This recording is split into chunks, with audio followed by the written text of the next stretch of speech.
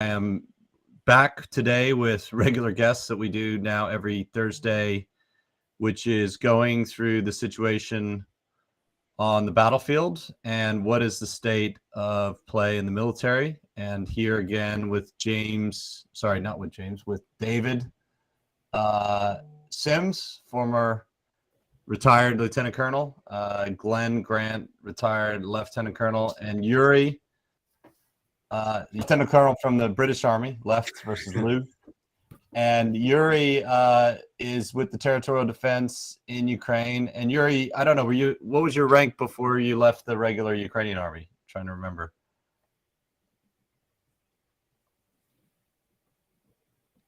Lieutenant. Okay. So, all right. So nearly as senior as you then, Sam.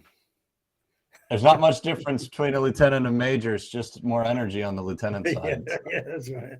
That's stomach, size of stomach yeah. It is. Majors are better at PowerPoint for sure. Yeah. But that's about it. Yeah. So, okay. So today I want to talk about, we've had over a month. This war is a month old. As of today, it's 28 days old. So 4 weeks. And we've reached, I think, what almost all analysts now have agreed is a culmination point on the Russian offensive. Or have we? And I wanted to start off with that, Glenn, and we'll go around with, starting with you, Glenn, the culmination point, famous Clausewitz term from military theory. The offense is culminated when what is the culmination point, Glenn, and have we reached it? I think that the culmination point is that point at which you can say that an organization either succeeds or fails. So it something happens to it that it either starts to go backwards or it starts to go forwards. So yeah, the culmination point in the desert in the Second World War was El Alamein, when they actually got enough logistics together to be able to then push forward against Rommel without losing from that point onwards. And previous to that, it was just backwards and forwards. So have we reached the culmination point here? Well, if you look at it in terms of the first 4 weeks, then the answer to that would be yes, because the Russians have now almost like exhausted themselves. They've come here, they've done what they were asked to do as best as they could, given the fact that they weren't properly equipped, they weren't trained, they weren't given proper orders, they were left out in the cold, so they got frostbite, and they didn't really know what it was they were supposed to be doing. So they've done all that, and now they're sort of stuck and waiting. Is it the culmination point for the Ukrainian forces? Probably, because they've actually started going forward for the first time. But that's if we look at this for 4 weeks. Now, if we assume that Putin is going to keep the war going, and he's going to keep it for another 5 or 6 months, then no, we haven't reached the culmination point, because he's going to keep bringing men and equipment and ammunition and everything else into the Russian side. And the Ukrainians are going to have to keep begging the West for more ammunition, for more equipment, for more missiles and everything else to keep themselves going. So if this keeps going, there's going to be another culmination point when either the Ukrainians run out of missiles, ammunition and everything else, or the Russians run out of missiles, ammunition and everything else, and people and ability to keep going. So there could be, you could say, a second culmination point, depending upon this first point. If the first point is serious, which it looks fairly serious at the moment, then we could see the Russians collapse that are in country. actually just stop fighting, start going backwards. I mean, they're already doing things like giving up. They're already leaving their vehicles and running away.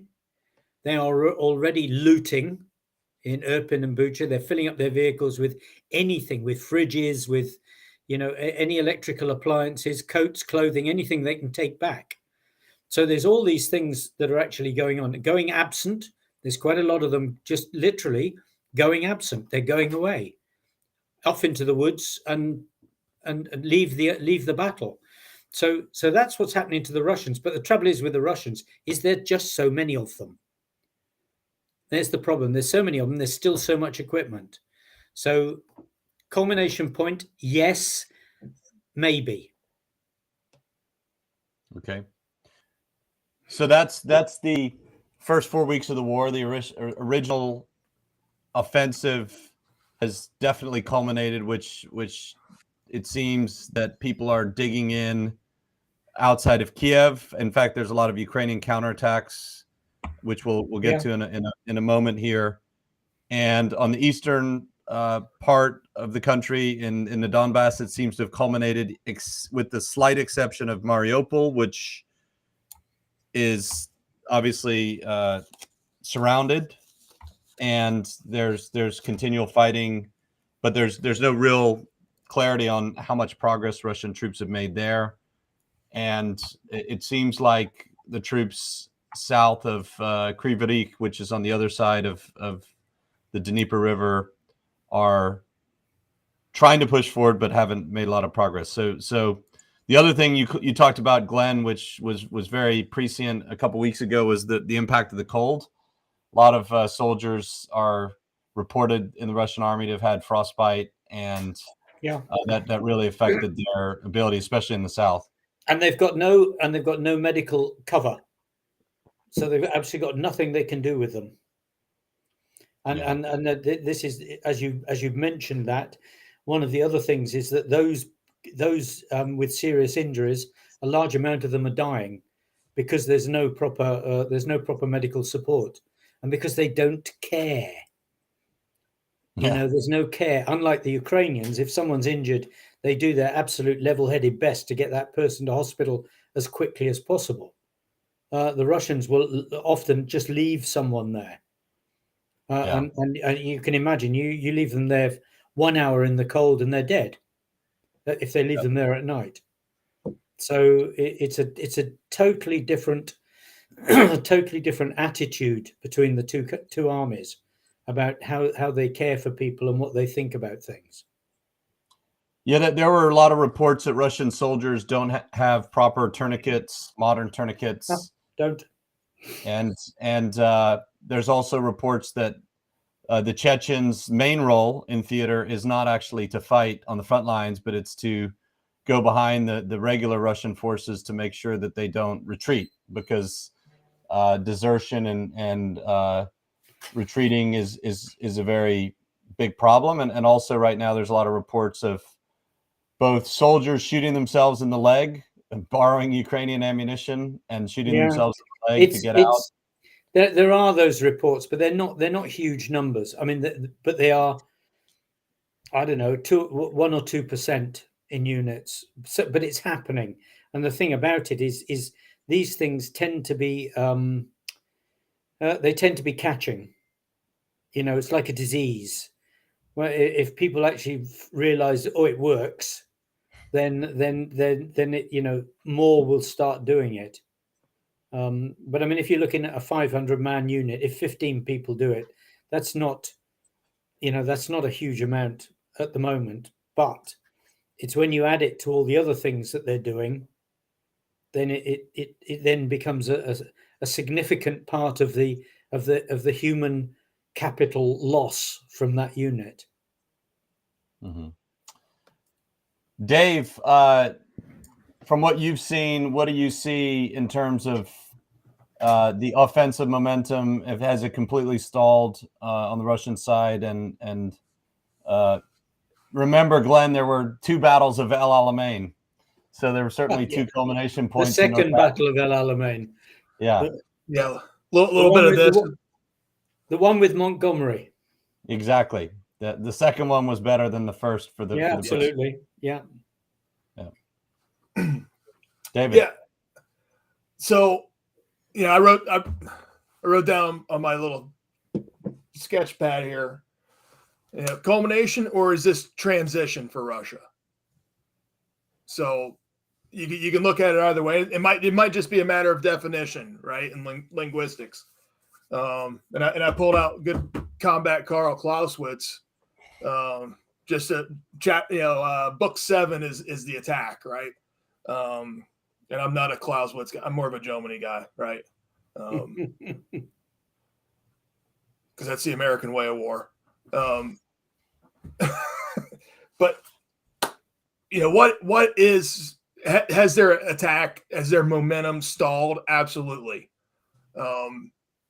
They haven't reached what they would define as a culminating point, because that would be success.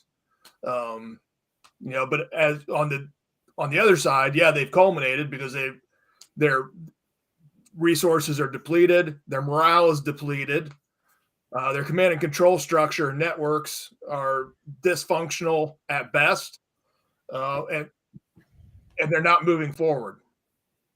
And granted, always at some pointy spear at the small unit level, there will always be some kind of limited offensive capability on both sides in any conflict, right? But when we start operationally and strategically, does Russia have an offensive capability right now? Not really. What we're seeing, though, I think, is a transition to a deliberate defense in most of these areas by Russia. Are they following the 7 steps of engagement area development like we do in the U.S. Army? Probably not, right? No, not a chance. It's haphazard.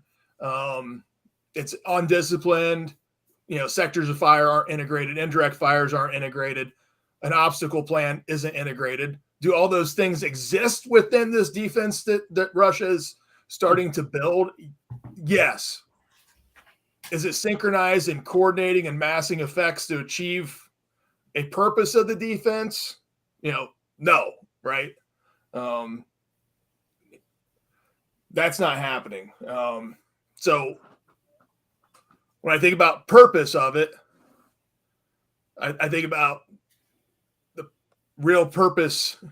For us, the purpose of a defense would be to transition back to the offense, right?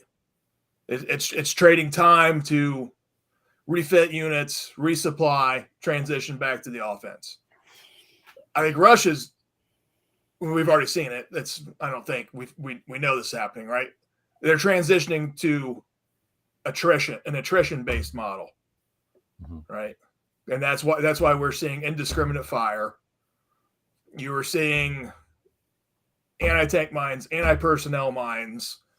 That's their obstacle plan. It's out there. It's en masse, and it's indiscriminate on who it's targeting. So it's not really targeting Ukrainian military units. It tends to have the effect that civilians are hitting these obstacles that Russian units are emplacing, right? So their defense it's terrible. So if we had observer controllers from the U.S. National Training Center out there, they would fail, retrain. But it's a transition to an attrition-based model, which is rooted in terror tactics. So yes, I think the offense. Dave, I wonder with some of the defense in and around, say, Irpin and Bucha, whether it's defense or whether it's survival. Yeah, those are places they're not digging in for a defensive battle. They're digging in to stay alive. Yeah. Until something happens. In those places, absolutely, yeah, because they're about ready to be cut off. Yeah. Well, you're on the west of Kyiv, in Bilohorодka, and I know you probably have some contact. Have you heard anything about exactly what the situation is with the military, the army troops, and the territorial defense north and west of you? So I think you're muted.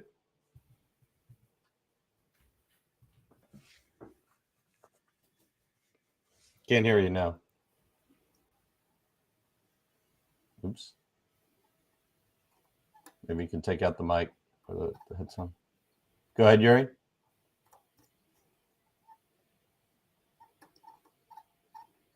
Can't hear you. Maybe you can try to reconnect. Hold on. No, you can't hear Yuri. All right. Well, so Glenn, speaking of, so there's really three fronts to the war. And in fact, one of the major points that came out from this last week is the Russian military has essentially invaded on three fronts with three different commanders from each different military district. In fact, I think there might be four different commanders from military districts. And what's happened is they're all fighting their own independent campaign, and the U.S. intelligence and Ukrainian intelligence apparently cannot identify a unified commander over this war, which probably means it's at the presidential level or the chief of staff level. That must be the only place where this is happening on a coordinated level. But those people obviously aren't on the front. They're back in Moscow, or at least that's what we think. So in that respect, we have the battle around Kyiv, where in the northwest, troops are in danger of getting surrounded. So they're in survival mode. Russian troops. Russian troops, yeah. And in the east of Kyiv, apparently the front lines have been pushed back at least 50 kilometers from the capital. So there's no longer any artillery that can reach, maybe some long-range rocket systems. And so that's the situation in Kyiv or around Kyiv. Yuri, can you hear us again, or can we hear you? Somehow can't hear Yuri still. All right. So we'll wait for Yuri to be able to get his microphone working. And on the eastern side of Ukraine, this is really the most dangerous part of the battlefield for Ukraine. There's some persistent attacks on Izium, which is a critical junction to hold to prevent the Ukrainian line from being enveloped from the north. And then in the south of the country, we obviously have Mariupol, which is surrounded, and then the attacks towards Mykolaiv and Kryvyi Rih on the other side of the river. And Kyiv is not going well. What are you seeing and hearing, Glenn, from the east around Kharkiv, Sumy? Well, Kharkiv and Sumy. I was talking to one of the journalists in Sumy, and he said it's better than survival. I mean, there are things in the shops getting through still. We only had half a conversation because the siren went and he had to run off to go and hide. But in that time, he said that it was going quite well. That the volunteers in Sumy had basically pushed the artillery back out of range in most places, and that they were actually going out and attacking the artillery, and that the main road that runs past Sumy, that the enemy were using it, but they weren't then coming off and attacking Sumy.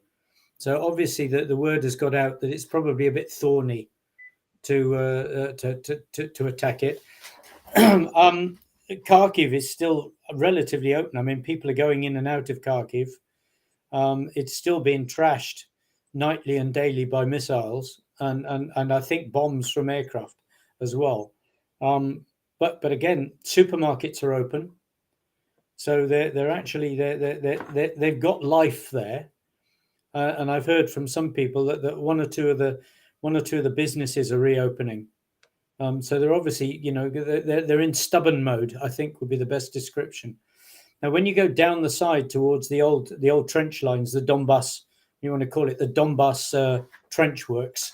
Above that, you're absolutely right. The Russians were trying to go south and actually cut the road, but they took the general staff took a brigade out of the trench lines and pushed it north. A tank brigade, and they are actually in battle and sort of like holding now the top of the top of the line. And I spoke to one of the guys. I mean, I love it. The war's going on. He's in a tank, and he was talking to me on Facebook. So we had it. I mean, this is remarkable when you think about it. But it's that's it. So we had a conversation about how best to fight tanks in a mobile battle, because this is actually relatively new for them and completely new for him, never having done it before. So call Dave. Have him call Dave. Put him on with Dave. So. Yeah. So we had a discussion about this, and then he had to go because he was busy with a bit of battle, and but they're holding there, and the line is holding. The old trench works are like, I mean, they've broken through it in a couple of places, and that is where they've been piling the hardest amount of battle on, because if you remember that they've been stocking up in Donbass for 8 years. Yeah. You know, the old white lorries coming backwards and forwards. They weren't bringing goods and chattels and nice supplies. They were bringing ammunition. Yeah. And so they actually had a lot of ammunition, and they were reinforced. But it's gone sufficiently badly for the Russians that they are now mobilizing people up to 60. 65. Oh, 65. Oh, well, you're one of Glenn, you're five, you you're five need up to go on to me. Donbass. I think you're still eligible, right? Yeah, no, not quite actually. I've passed it now. And I think they take you. I think they take probably take me because I'm probably healthier than a lot of the alcoholics they've got there. But anyway, so so that tells you that they're in trouble on that line, and it tells me that as long as the boys hold out for another week to 10 days on that line, then they should be all right. And Mariupol is a mess. Again, I've spoken to people in Mariupol in the last couple of days. I mean, they're alive. Morale is still high amongst the military, but they're depressed. Morale can be high and depressed at the same time. They're depressed because they don't feel that the government, the Ukrainian government, is doing enough for them to try and relieve them and to bring, ammunition, food, and everything else. They feel abandoned. Now, there may well be supplies going to get in there now. I saw something that said that some supplies had already got in, but then I saw something else that sort of suggested that they hadn't. So now I'm not sure whether a humanitarian convoy has got in. Maybe it's got into one part and not into somewhere else. But that doesn't help the Marines and Azov battalion, because their problem is just straightforward: is ammunition, and they are literally having to go out and capture ammunition and tanks and things like this to continue the fight. So Mariupol, I mean, they're hanging on, but goodness knows how long, because I suspect that what we're going to see soon, very, very soon, are things like dysentery starting to attack the population, because they're just, I mean, it's. I saw a picture of it from a drone yesterday, and it is. Sorry, I just ring this off. I'll ring you back later, mate. And it's my assistant in Odessa, so I've got to talk to him to find out what's going on. But this area around there is serious. Now, the what do you want to call it? The sort of the cauliflower that came out of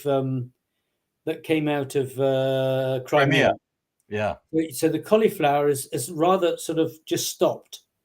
There are bits moving, but every time that and this is where they've been, they've killed a couple of generals who obviously came into the cauliflower to act, as we say, to kick ass and to try and actually make something happen, and then got killed. I don't know if you've seen that or read the reports about Kherson airfield. Yeah. But they keep going and parking up in Kherson airfield and getting attacked by the Ukrainians, who have 7 times now, right? 7 times at 8 times. 8 times. So Glenn, And let's unpack that a little bit. 8 times they've gone to the same airfield, had a bunch of helicopters destroyed, and armored vehicles, and a general. in general. Why keep doing that? And there has to be some. This kind is of this is reason for interesting. being stubborn. This is interesting, and I'll tell you why. And I heard this from my colleague Vlad, who's Bulgarian. They are not following a plan; they're following a script. Okay. We don't understand this because we don't follow scripts. So it's like reading a play. So you have to keep going over the same bit. There's no leniency. You know, Jack says, Jill says, Jack says, Jill says. So each time when it's Jack and Jill, it's Jack, Jill, Jack, Jill, we have to go on the script. And the script takes you to the same place. Yeah. And because of the Soviet mentality, because of the culture, you don't have leeway. You're not delegated to say, hey, I'm not going there. That's stupid. You follow the script. The script says you go. Well, apparently that airbase, Glenn, also is critical for the reason why the helicopters apparently keep trying to stay there is they need to have supply convoys, which are getting ambushed, get covered. So that I guess there's some root to that stubborn. Well, I mean, there is and there isn't. I mean, you know, you can. I mean, I've done it. You can refuel helicopters anywhere. Yeah. You know, you haven't got to go to an airbase to refuel it. I mean, that is not. I mean, we don't do that. We don't do that in the UK Army. Mm-hmm. You know, I was air mobile for 6 years, and we used to refuel in fields anywhere. Yeah. Fields, school playgrounds, car parks. Yep. You know, forward arming and refueling point. Yeah, you just a pub. Yeah, you just put the fuel somewhere sensible that was flat, and radioed in the grid to the helicopter, who came, landed, fueled, got out, had a smoke away from the fueling. The Russians won't have a smoke away from the fueling, but they wouldn't have it. They'd stand and smoke with the fuel. But That's you right. know, I mean, so there's a nonce. But again, you see, this is the script. If it says that's where the refueling point is, then that's where they go. And you know, we can all say, okay, this is totally stupid, but it is. But this is how they work. Mm-hmm. And the reason that they work like this is because they don't exercise any differently. Mm-hmm. So when you see Putin sitting there with Shoigu and everybody else with their binoculars, and they're talking about watching the exercise, they're not watching the exercise. They're watching the script. That A goes in here, B comes from there, C flies over the top at 10 minutes past, D flies in at 11 minutes past and hits the left-hand target. Everybody goes home and we call it an exercise and say it was coordinated. But it wasn't. It was following the script. So that is why, sir. That is why. And this is why they keep going back down the same road into Irpin. When they they could actually try to go through Yuri's patch. Yuri, are you I still can't hear you. Hold on. Go ahead, try. No. Try without the headphones. Maybe without the headphones will work. Pull the plug out from the headphones. Pull the plug out. Yeah. Pull the plug out, Yuri. Yeah, I think that's not working. No. That's a pity. All right, so we've reached kind of a point in the military side where the Russian forces are obviously exhausted. They've culminated, and there's 3 ways out of this, as I see it, or as I think, you know, ultimately war is a political conflict. I mean, war is politics by other means, and the original objectives, Glenn and Dave, were regime change and occupation. Maximalist objectives, they call it, where Ukraine was not going to be able to exist as an independent state. Now that obviously, well, maybe it's not obvious to Russian leadership, but to everyone else, that's not going to happen. And the negotiations have even started to acknowledge that, at least at the lower level. Whoever Putin's sending are acknowledging that they have to negotiate with the Zelensky regime. But the French have come out and said they believe that the negotiations are simply a stalling tactic. And Glenn, you've mirrored the same thing. Yeah, I said that at the beginning. Yeah. And I'm not going to say on both sides, but certainly on the Russian side. I mean, the level of people sent have no authority to negotiate anything. So they might as well not, it's just discussions and having a nice day. They might as well not be there. Yeah. So really there's three major possibilities, and as I see it. One, we're coming up to the next group of conscripts that need to enter the Russian army on 1 April. They have to go through training. First of all, the mothers actually, and babushkas or whoever's going to bring them to the recruiting station, have to actually bring them. And the current conscripts that are supposed to leave the army on 1 April probably will get what we call stop lost, where you can't leave. And there's all kinds of creative solutions for the Russian forces to manufacture manpower without going to a draft. So, for example, there's reports of people who have high debts. Imagine if in America you have a bad credit score. They're offering you to wipe out your debts because your debts are worthless anyway with rubles by going into the army. Yeah, exactly. They're recruiting heavily in rural populations where people are more likely to join, offering, significant bonuses, going to Syria and asking for soldiers, which the Syrians so far haven't ponied up anything. I think they've said no. So yeah. And then the Belarus drama, the Lukashenko dance with Putin just seems to go on and on. Although Ukraine has predicted last week that Belarus would, in fact, invade Western Ukraine and try and cut the border area, which nobody thinks they'd make much progress.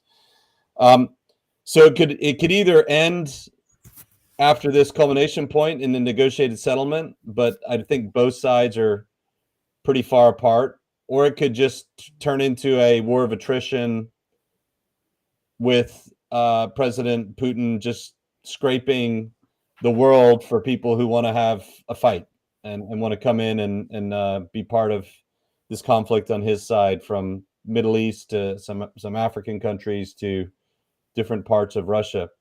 And I guess the third outcome could be a regime change within Russia, whether it's revolution from above. The war between Putin and the FSB seems to be heating up. I don't know if he's that happy with Shoigu and the generals either. And there could always be a revolution from below, like 1917, where people rose up and toppled the government from that. So let's talk about those three different possibilities, Glenn, David, and Yuri. If your sound works, we can bring you in.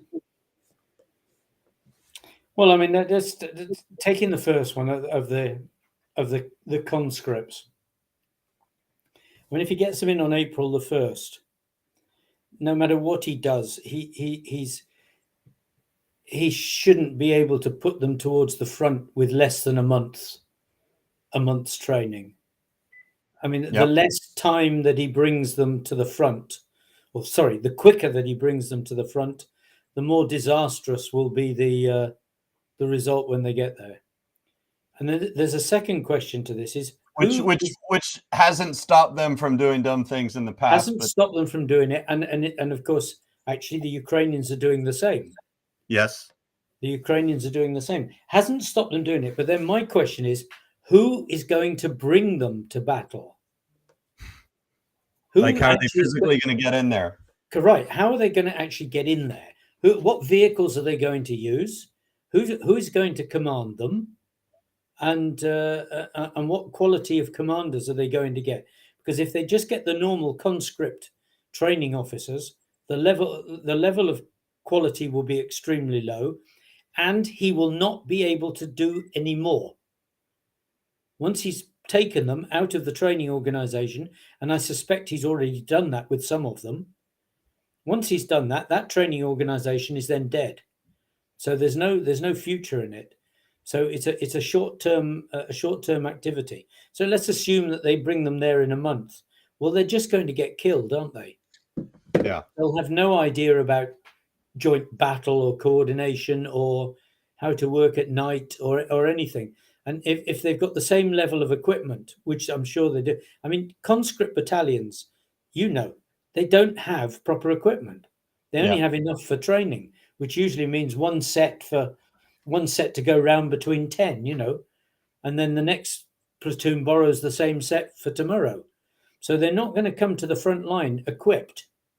Well, there's plenty of abandoned equipment and casualties. Well, there's not actually plenty of abandoned equipment because the farmers are taking it away for scrap metal. That's true. They're taking anything they can get hold of for scrap metal because that's money. That's I think the fourth largest army in the world is the Ukrainian farmers. Right? Ukrainian farmers, yeah. So they're going to have to come with new equipment, or they have to join teams that are already there. And and I know that is a disaster. It doesn't work. Individual replacements. That's going to be battlefield replacements who've only been training for a month and who don't want to be there are actually more of a liability than they are a benefit. They'll just die. They'll just die, and that's sad. Hey, Sam, but I want to jump in and talk about this because I did a little homework on how Russia mans their army. So, right, we know they have conscripts and they have contract soldiers. 60% of their army is conscript. Conscripts do not receive an initial entry training. Only the contracted enlisted. Right? So conscripts go straight to a unit. Perfect. They are trained on the job. Okay. So if I'm a Russian and I walk into the recruiter and I contract, now I get to go to a basic training. If they come and pull me off the street as a conscript, I go straight to a line unit. Yeah. OJT, no standardized. And then Dave, I mean that raises the question then of which line unit would those boys go to, and where is that line unit? I mean, if it's in Irpin, the boys are not going to get there. Just bring in helicopters, Glenn. It worked so well the last times. The last 23 times, yeah. Oh. And then consequently, those conscript heavy units, where are their officers? What kind of officers? What quality of officers they had? Right? They don't have a real true non-commissioned officer corps. They don't have a professional army that in that model. Right? So who's really training them when they show up there? They're getting thrown in, and hey, you're in the driver's station of a T-72 or a BMP-2, and here's how you fire the thing up. Here's how you put it in gear. Here's forward. Here's reverse, and do what you're told until you die. Yeah. Well, in the armored units, any new replacement that's not trained on these heavy machines, they're just not going to be effective. They're literally going to correct go in there and they'll drive the vehicles off the road. The vehicles will break down. They won't be able to fire. Yeah. Strip the gears. It's already been happening for the past month. Yeah. Yeah. So Glenn and Dave, here's a possibility I wanted to throw by both of you, and I'm sure Yuri will say if we can hear him. There's a possibility everyone's been talking about, which is, we're either going to have a negotiated settlement or a war of attrition. I think there's some option that nobody's talking about, which is new conscripts come in. They're going to have to get mobilized. It's going to take them a while to get to the front, even if they get no training. It's not going to be on April 1st. They'll all show up. They need to go get inducted somehow, get their uniforms. Is there a possibility, Glenn, that you think the Russian army could start collapsing at large levels on certain parts of the front, maybe in the north, probably in the northeast? Yes. And the south. I don't think it would be. I don't think it would be predictable where, because it's such a crisscross matrix of activities, of food, of fuel, and everything else. So it's not going to be predictable. But I think that there is a real chance that a large enough group will just turn around and go back the other way, and if someone tries to stop them, they'll kill them.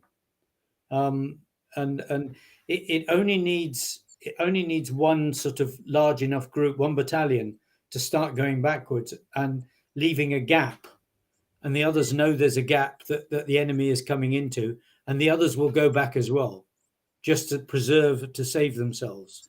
So it is a realistic possibility. I mean, one of the things that people are talking about, which they've started doing, is actually offering rewards for soldiers that give themselves up.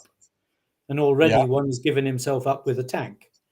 He made some good money, $10,000. He made $10,000, and they're talking now about even raising the odds of this by saying that that the person can stay, and that he can bring his family. That's what Ukraine always was in history. It's where Russians would run away for freedom. Yeah, well, and maybe that's maybe that is a possibility if it starts to split the moral strength of the organization, which is really, really weak anyway. Then it may be worth them actually doing it. But yeah, I mean, I do see bits of that. I do see that there will be parts of the front that will cave. But equally, there are going to be parts of the front that carry on fighting hard, like around Mariupol. Despite the fact that they're losing lots of people around Mariupol, they still keep attacking and attacking. Yeah. So, it's too soon, I think, to write them off yet. And even with bad things happening. Dave, what do you think? Same? Yeah, pretty similar. So I'm thinking on the Russian side initially here is first their chain of command structure is a disaster. So effectively doing this is not going to happen. But what Russia really needs to do is to consolidate, reorganize, which some of that is a withdrawal under pressure from where their lines are far too extended. Reorganize their units and then be able to redeploy. But they can't coordinate that. That's rearward passage of lines is one of the most difficult operations you can possibly conduct. And when you are an incompetent army at the tactical level, it's not going to happen. But that's what Russia would really need to do at this point to be able to regain any kind of momentum, other than just going to a pure war of attrition or into a negotiated settlement. All right. So what I think will continue to happen is Ukrainian units will continue to isolate small Russian units and attrit them piecemeal because they can't coordinate anything on the Russian side to stop that from happening. But that's what Russia really needs to do. They need to pull back their lines a little bit, especially over the past week, because it's just there's no coordination, there's no command and control. The chain of command is it's not understood. So and I agree with you, Sam. I think they're trying to hold control at the strategic level of tactical units, which will never work. It's too much. My feeling is that they made this wonderful command center in Moscow, and I just get the feeling they're trying to command it all from there. Or a bunker in the Urals. Yeah, or a bunker in the Urals. Yeah. Yeah. But I mean, Dave is absolutely right. I mean, they can't, in defensive positions, they can't hold what they've got now if they go onto the defense. So they would have to consolidate somewhere and tighten the line in places and bring back some of those extended arms of soldiers that are just high risk on the routes. They're not able to resupply them. They're not able to do anything. But to do all that requires a central commander, and it requires clear orders, and it requires an understanding of people that they're not withdrawing per se to run away. They're withdrawing to tighten the line. I'm not sure they'd understand that.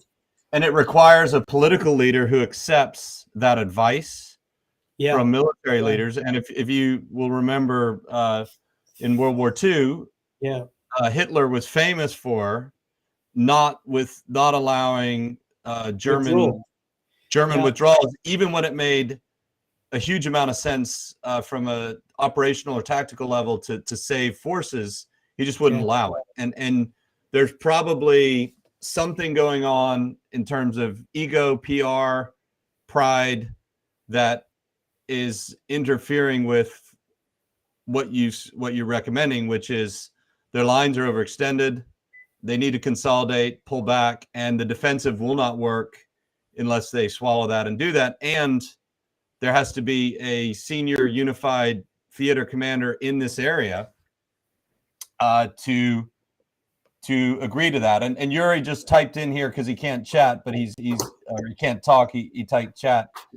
The wild card scenario here, as we all know, is chemical, biological, and nuclear weapons, right? And so one scenario is negotiated settlement. The other one is a Russian collapse, which could precipitate a desperate strike with nuclear, biological, chemical weapons. So, and then the third one is war of attrition. In which scenario, David, Glenn, or Yuri, would you anticipate?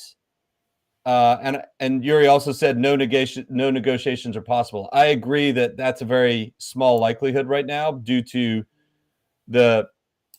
I don't think the Ukrainian people will accept anything close to what Putin needs to declare a victory and save face.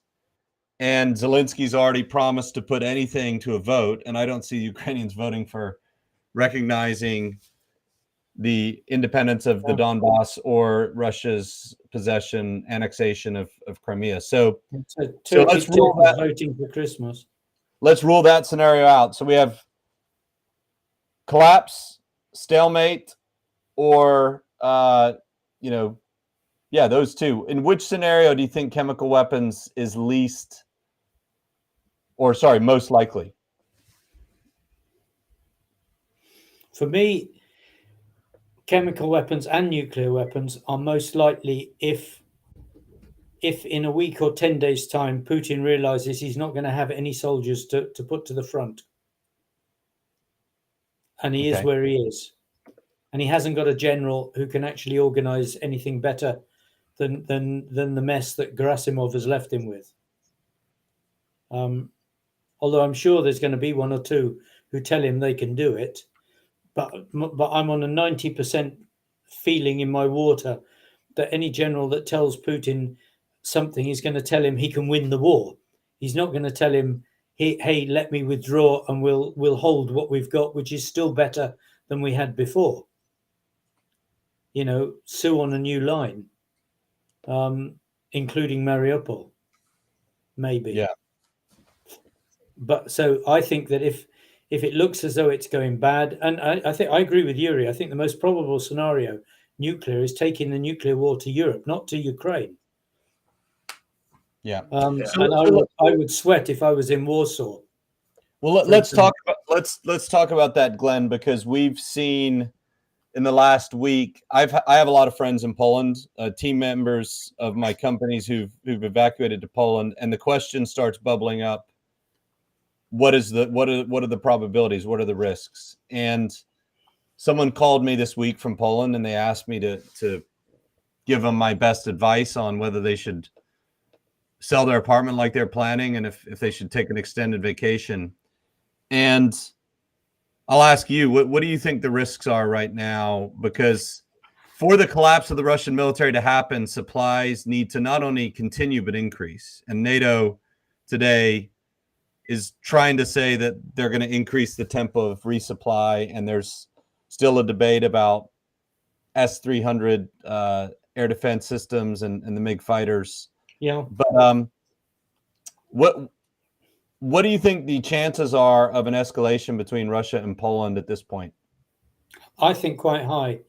After hearing Medvedev's tirade against Poland a couple of days ago, well, I read it, I didn't hear it.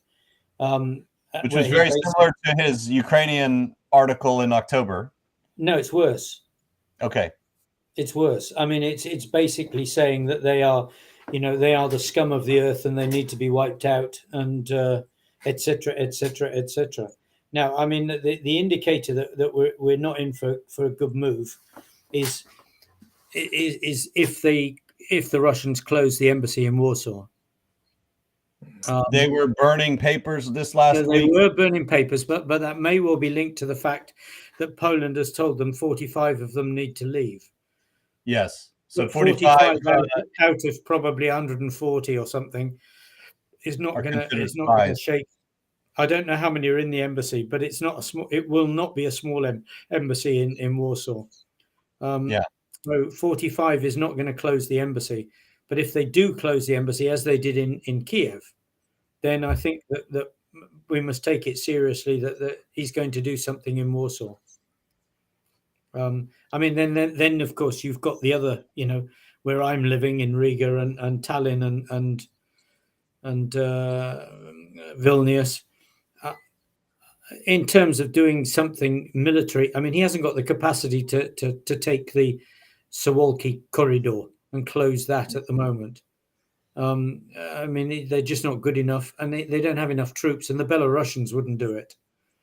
Yeah. So that's not going to happen. I mean, there's enough quality NATO soldiers there to keep that corridor open, whatever happens.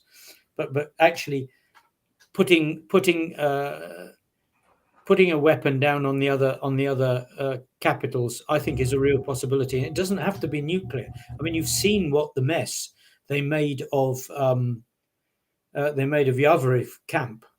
Yeah. I mean, if you put the same amount of force down into the center of Riga or the center of the old town of Tallinn, for example, I mean, that would devastate the country.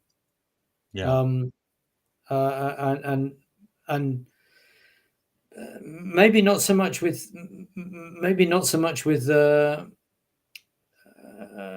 Vilnius, because Vilnius is slightly more spread out in some ways than the other two. But I mean, it could be conventional. It doesn't have to be nuclear. It doesn't have to be chemical. But just attacking them would also bring terror to Europe.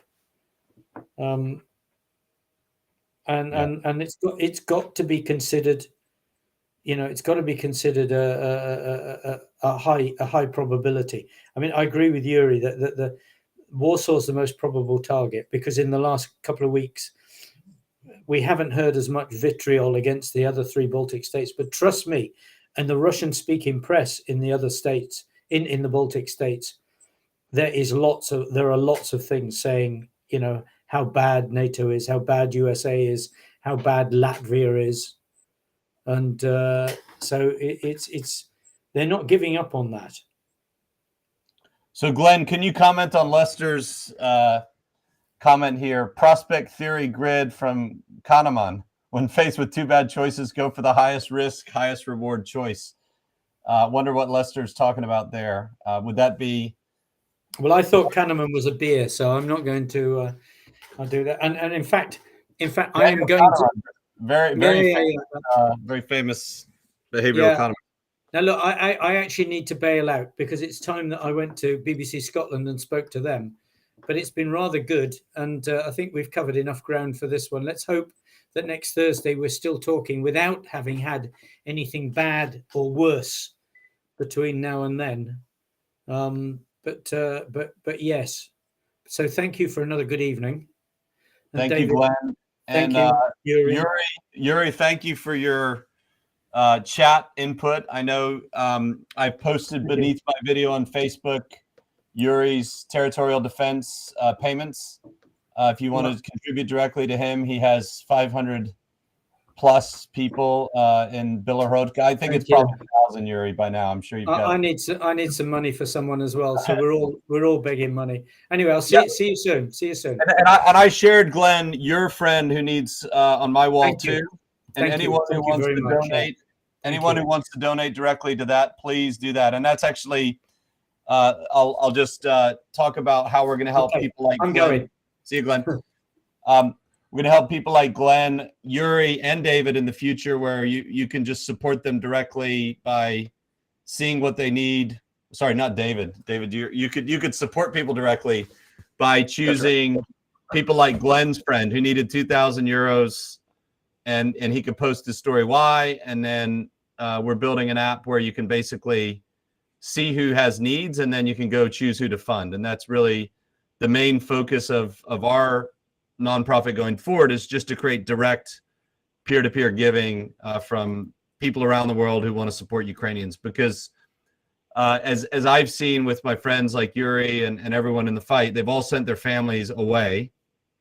And if they know their families are supported and they are also getting the money and supplies they need, like you could send to Yuri directly on this show through his bank details, then they're gonna have the resources they need. Do not wait for your government to solve all the issues, for Ukraine. I mean, we see the speed with which NATO is moving is frustratingly slow. The Ukrainians are just getting on with it themselves by going and finding the equipment and the money they need from across the world. They're putting their homes up on Airbnb and getting donations that way, which Airbnb loves that because they get 15%, whatever the heck they take. So that's how we want to try and solve the problem for people like Yuri and others going forward. Glenn, his friend Lester, who's on here, offered his house for people who wanted to stay, and we were able to match him with someone who wanted to stay, with free lodging, because I know a lot of people who need help, and I know a lot of people who want to help. So that's what we're building. So if you've been watching the Borderlands Foundation or the Borderlands Stories from Ukraine broadcast, that's our main effort here. Is we're giving information out for people who want to understand what's really going on in Ukraine, from people like Yuri who are there. Yuri says NATO stands for no action, talks only, which I think is pretty accurate. And that's really what we want to support. So we're putting this out to shine a light on people who are doing great things inside Ukraine. If you know anyone, especially someone who's inside Ukraine or someone who's outside Ukraine who has expertise that could add to these discussions, whether it's military like this show, or every week we do political, refugee, different things, then please do reach out to us. And also, if you want to donate to the Borderlands Foundation directly, our entire staff is Ukrainian refugees that left my tech company after we had to restructure.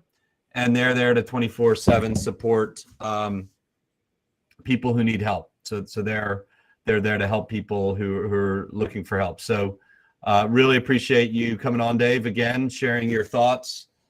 Things have not moved a lot on the maps front, so we will actually. Nope. I'm lying here.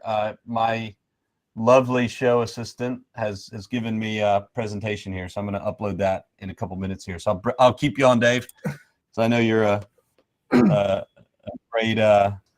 great commentator, and Yuri too. If you have anything on chat, I'll just share this video that we put together with the news of the last 48 hours. So, Dave, what else is going on from your side? You have a lot of Ukrainians in Ohio. How are your Ukrainian friends who are outside of the country feeling? What are they doing to keep themselves sane in this situation? They're always very proud of their heritage, even before this, right? And you can go back 20 plus years.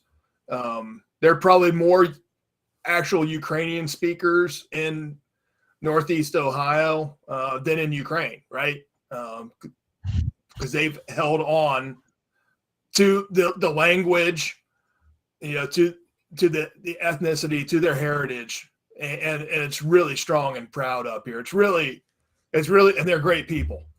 The Ukrainian community up here is awesome. Very proud. Don't say anything. Never say anything bad about Ukraine. You'll get your ass kicked. So yeah. It's been strong before this conflict and before 2014 and it's really just solidifying and it's unifying a bunch of people, around this entire planet who are Ukrainian heritage. And not to mention there's huge, like Chicago has a huge Ukrainian population as well, aside from Cleveland.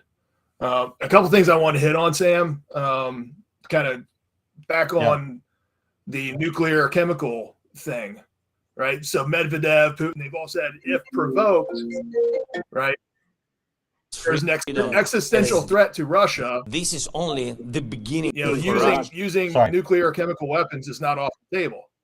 But you got to define an existential threat. Since Putin, he is Russia, right? Since he considers Ukraine part of Russia, any losing in Ukraine is an existential threat to Russia. Yeah. And I think that's something that's very, very important to think from the Russian perspective. Losing Ukraine is an existential threat to Russia. Therefore, that in the Russian mind, in the Putin mind, justifies the use of chemical, biological, radiological, nuclear weapons. Yep. So right there, you have to turn and think from the Russian perspective what existential means, right? And how they define that, not how you define Russia, but how Russia, specifically Putin, defines Russia, and that's the important thing there. The last thing I got, and we'll get to this video because it's going to be great, is you got to think on the Ukrainian leadership side as well, their response to Russia by establishing what the priorities are at the Ukrainian strategic, operational, tactical level. Mm-hmm. So the Russian objective is regime change, is Kyiv.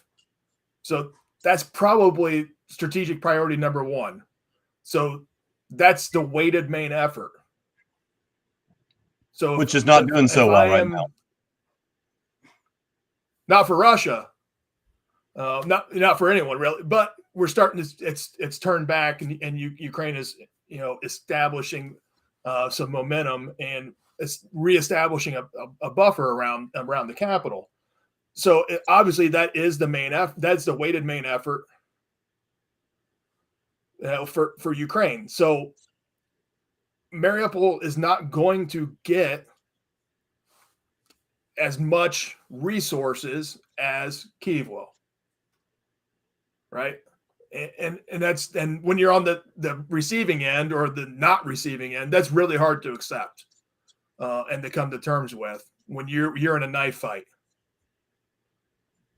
Mm-hmm. So, I think about the priorities there too, and the tough decisions that Ukrainian leaders have to make, knowing that there are people dying and risking their lives, and you cannot get them the resources they need in the volume and the amount that they need it in, because you have to make sure your main effort is properly weighted. Yeah. Well, it's a really tough choice, because on one side everyone wants to stop the dying and suffering of the people affected by it.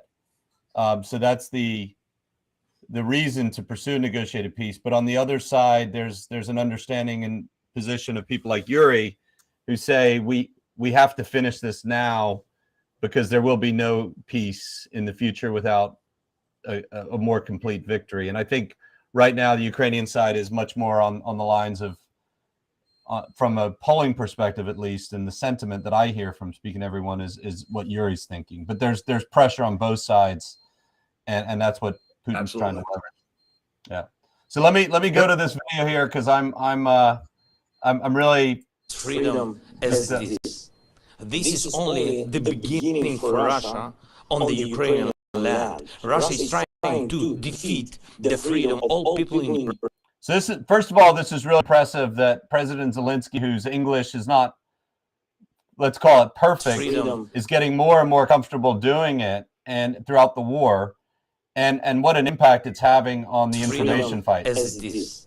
This is only the beginning for Russia on the Ukrainian land. Russia is trying to defeat the freedom of all people in Europe, of all the people in the world. It tries to show that only crude and cruel force matters.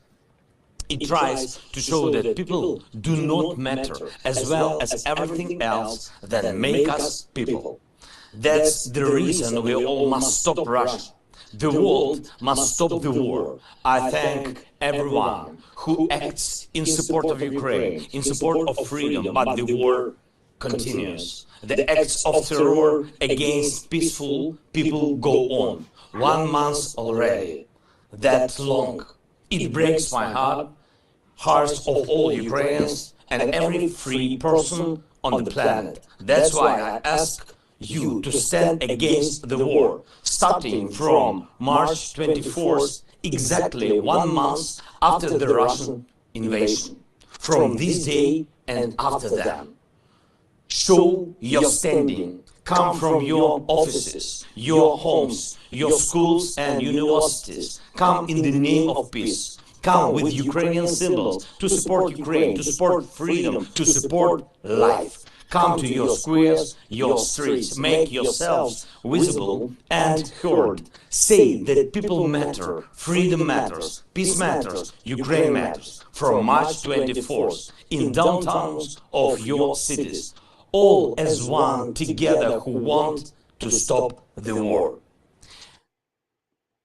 So very, very impressive, the message, and framing this as, I think what we're starting to see it as, this isn't about NATO, this isn't about anything but Russia feels an existential threat from having its closest, cousin or brother from another mother of a country, Ukraine, demonstrating a free and fair a free society. It's not perfect. There's corruption. There's been all kinds of issues, but they have a free press. They have a free election system.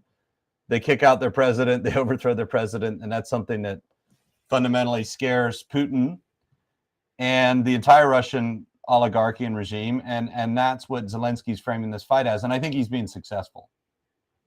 Along the front of what Glenn said earlier, Poland has actually frozen the Russian embassy in Warsaw's accounts for terrorism financing.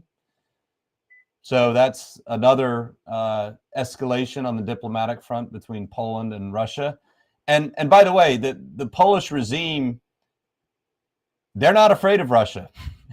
The Poles are actually, their regime is very nationalistic, and they're probably even itching for a fight with Russia, especially seeing how weak Russia is on the battlefield. So I would say that there's a higher chance of escalation every day these things start happening.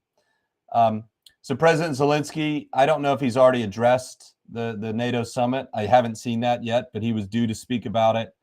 And I'm looking forward to, and I'm sure we'll share the results of that address on the next show. And he's really advocating mainly for air defense equipment, because the fighter planes seems to be, for whatever reason, not supported by the United States, which I'm having a hard time understanding, because anyway, but now they're really pushing on air defenses themselves. So Parma, Ohio's 50-50, huh, Dave? It's great. You have Polish village and you have Ukrainian village. It's a great Just place. like Chicago. Great place to eat. Yeah, Chicago is the same way. Ukraine believes that Belarus could join the war at any moment, and U.S. and NATO is concurring with that assessment. Probably about 16,000 troops they could muster. But the problem with Belarus, even more so than Russia, is the society is actively sabotaging their train system, and they're just waiting for an excuse, I believe, to rise up. And Lukashenko probably understands that those troops are needed for internal control, or at least them going onto the battlefields could spur some external external crisis, which will come back into the country. A lot of casualties, body bags coming back, will not go over well in Belarus, which in which he's not popular at all compared to Putin. So this is a very interesting situation to watch. But they would be going for the far western border of Ukraine from Brest down through the border of Poland and Ukraine to try and seal that off and get towards Lviv, which Yuri knows his family's from, or his wife's family's from out there. They don't like Russia or Belarus very much at all in that area.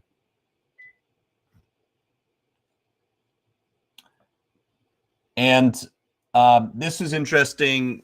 The battalion commanders actually, the losses on the generals are getting the headlines, but the colonels and lieutenant colonels that are getting killed is actually much more impactful on Russian soldiers' morale. I mean, Dave, we know from being in the Army, the only commander you really know is your lieutenant colonel and your captain. And they are in some ways larger than life if you respect them, or hate it if you don't.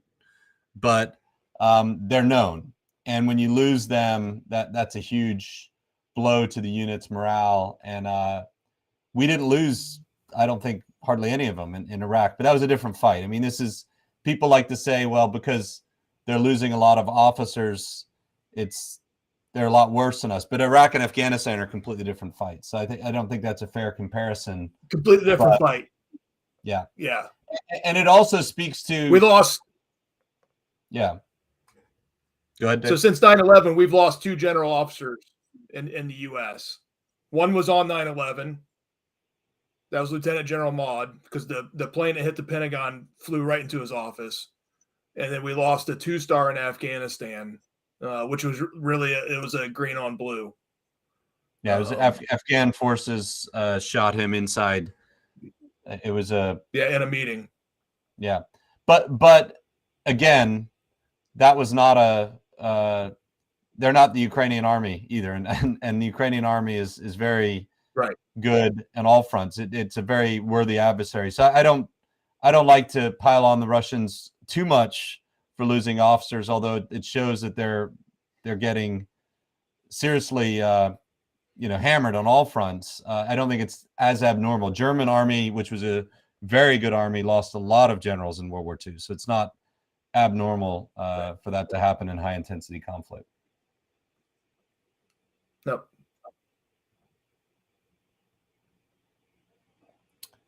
Russia has still not achieved air superiority out of Ukraine a month into the conflict. There's actually a lot of Ukrainian pilots now getting on news interviews, obviously not showing their face or giving their real name.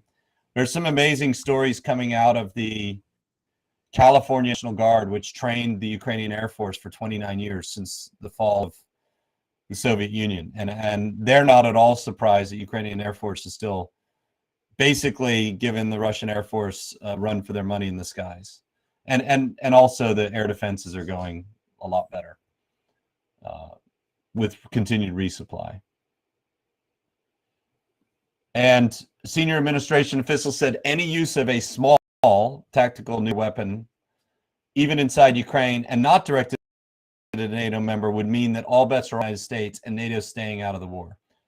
So one of the big criticisms of the Biden administration is them saying what they're not going to do, which actually bothers me a lot too. I think they never should have taken anything off the table. I think that's one of their big mistakes diplomatically in this conflict. Although a lot of things they've done well, this is not one of them. And it seems like they're listening and starting to be a lot more ambiguous, at least, on what they will do in the event of an escalation, which hopefully should give President Putin, or if not him, those who have to carry out his orders, some pause.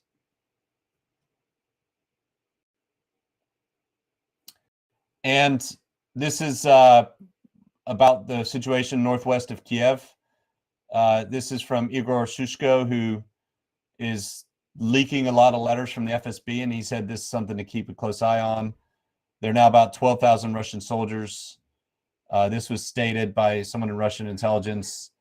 Of those, 3,000 are almost surrounded and 4,000 are cut off and are in a very unpleasant place. So this could be a major capitulation or catastrophe in terms of casualties or surrendered troops that it's bubbling northwest of Kiev.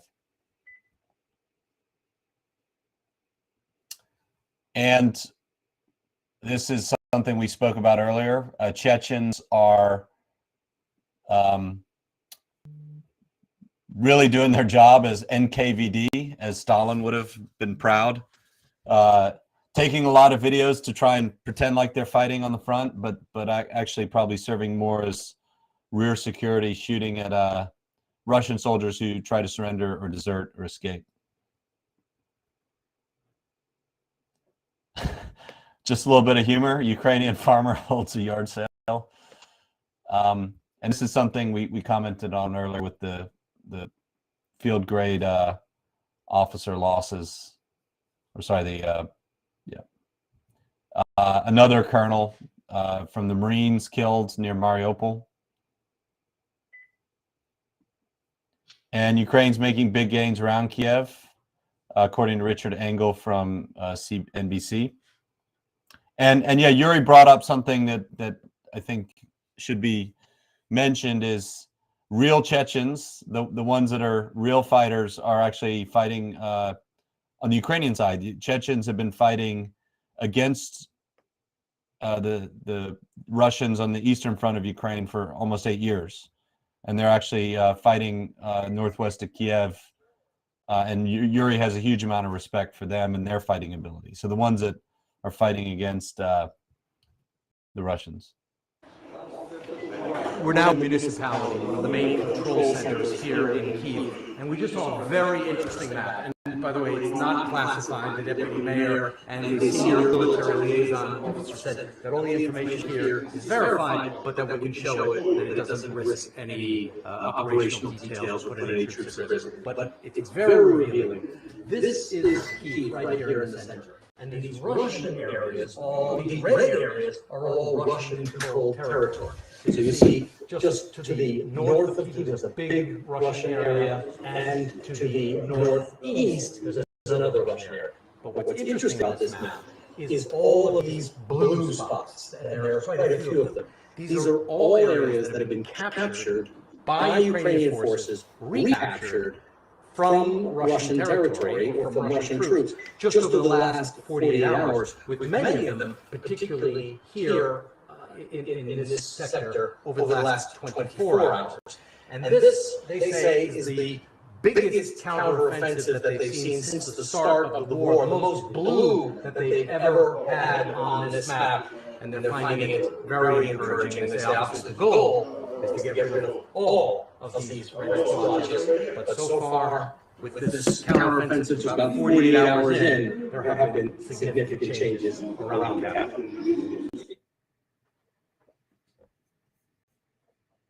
Right. And according to multiple reports, Starlink terminals from Elon Musk and Tesla, SpaceX, are having a big impact on the connectivity in the battlefield and helping drones link back to ground stations with relevant artillery units. And this is something the Russians are really struggling with, their own connectivity with their drones, because Russian airplanes are much less willing to fly over Ukrainian airspace. It's mainly becoming a drone fight, drone artillery on both sides. And this is a big problem for Russia. And it's actually a big advantage for Ukrainian drone operators. And you saw that ship that was destroyed at Berdansk, the port, today. Ukrainian artillery obviously had some good intelligence and were able to target that, or whether it was a missile or whoever shot that. Russia has had 70,000 IT specialists leave from Russia, and this is an interesting question about what's going to happen to the emigres who flee Russia. They're probably not going to be welcome in a lot of places because of their passport, but I think a big question for Ukraine in the future is who, if any, do they offer shelter to when they emerge from this conflict victorious, which could be a big security risk, but could also be a huge boon to Ukraine's IT sector. This is just a tragic note from someone in Mariupol, kind of a diary. Dima, mom, is killed on 9th March. She has died quickly. The house is burned down after. Dima, I am sorry I could not save her. I buried mom next to the kindergarten. A map follows, and just a map of where she was buried in the city. And this is just more and more stories coming out of Mariupol. It's really a humanitarian war crime catastrophe that needs to be more and more attention needs to be brought to it, and we'll work to do that as we can.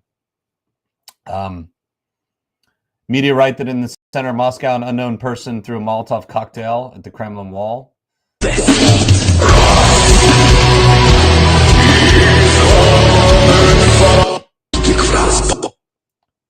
So more and more public signs of dissent in the war in Russia. A woman who escaped Mariupol told me about writing her children's blood type on their hands in case they're trapped under rubble when a rocket hits their house. Ukrainian kids, some good video of them.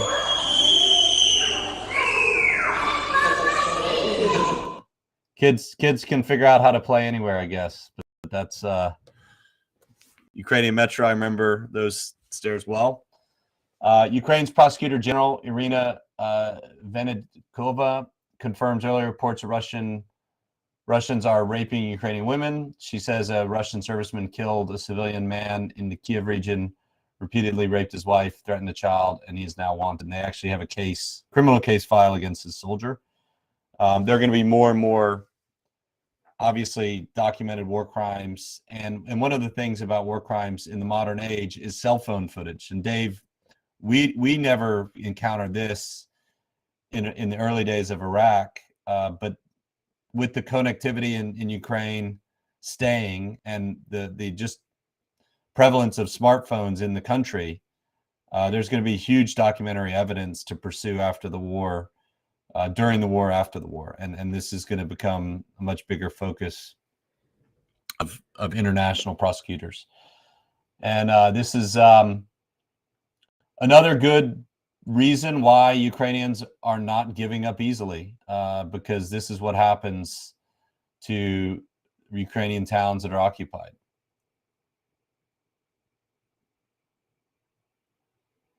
These are Russian Rosgvardia troops, National Guard troops that are there to pacify cities. Ukrainian journalist recently was released from captivity, and as a condition for release, she was forced to record a video saying that the Russian forces had saved her life, which apparently wasn't true.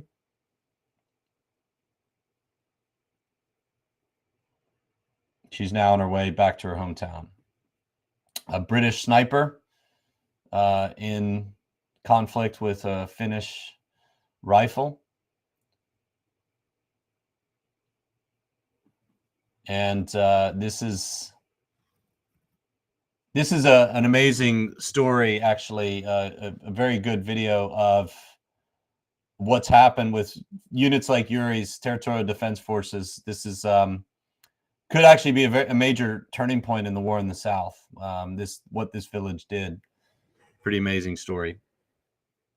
Voznesensk, a quiet farming community that stood its ground.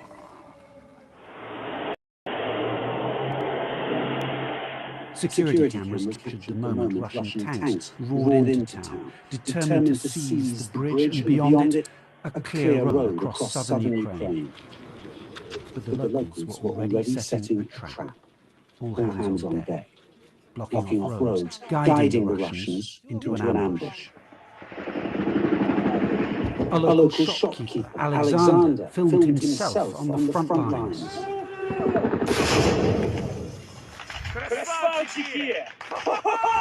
You little beauties, he shouts.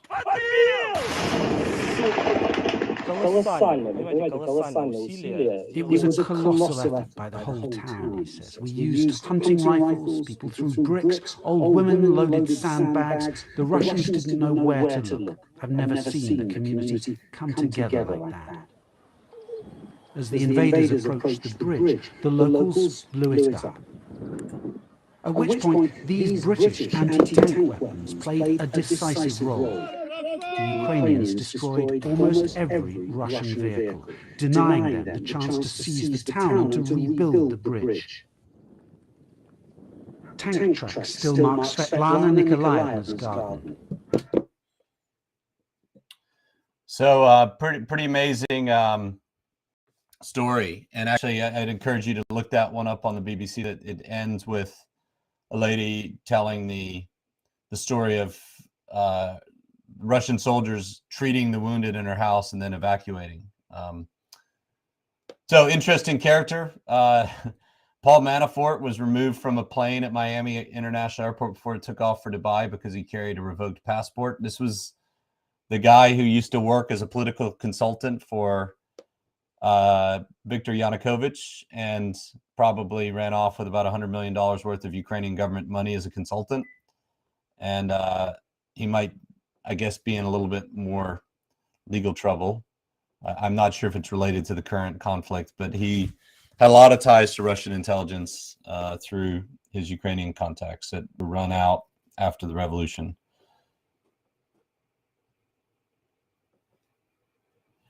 This is some commentary from Rob Lee, top Russian military expert.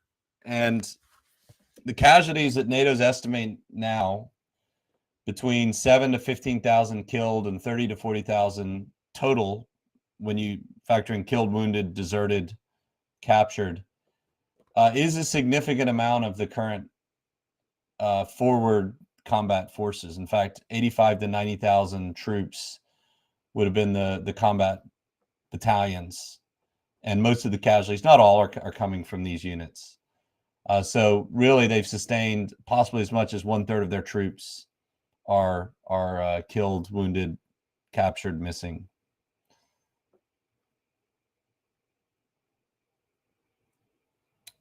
And according to Anders Östlund, it's been a month since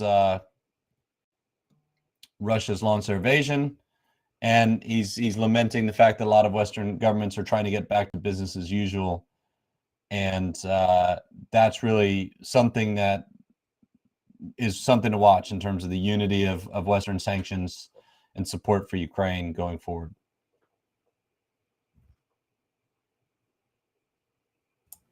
That's interesting because Renault's not just a Western company. It's actually Renault, Nissan, Mitsubishi. Exactly. So that's a whole different animal. Yeah. And this was some tragic news out of Mariupol. Children who were trying to flee in a humanitarian green corridor were shot on the way out. Now they're in a sandbagged hospital ward. I think this is in Zaporozhye or somewhere close to the north of Mariupol. We heard about this the other night. And there are indications some Russian soldiers have been taken out of the fight because they got frostbite after not having good cold weather gear. Just basic things Russian soldiers are struggling with.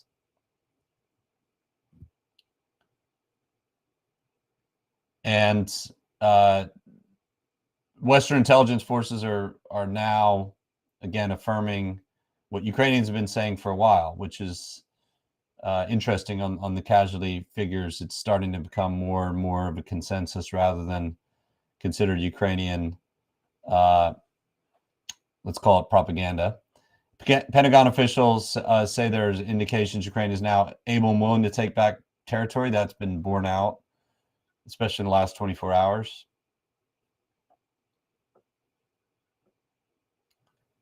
And this is a Russian. Всем привет, я русская! Слава России!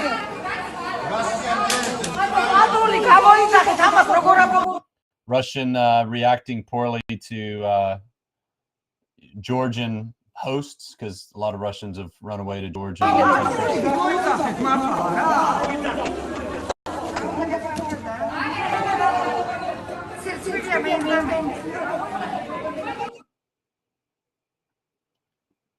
And the 6th Army commander, General Vladislav Yershov, has apparently been dismissed and placed under house arrest. Continued purge of military leaders. This was, again, the report we saw earlier.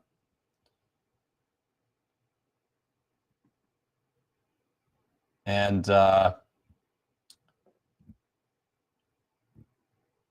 Vasily Lomachenko, the boxer, refused a lucrative world champion fight and got much respect from his opponent, George Kambosos, who praised his decision and said we'll be ready to fight in the future.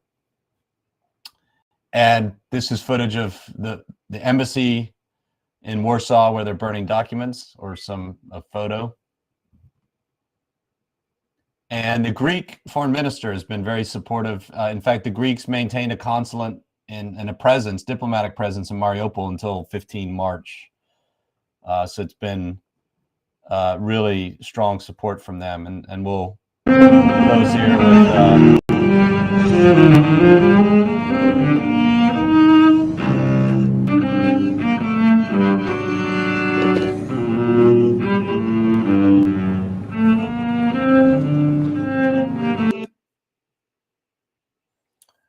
All right, well, Dave, Yuri, thanks, Yuri. I know your sound didn't work, but thanks for your participation by chat, and we appreciate all of your input.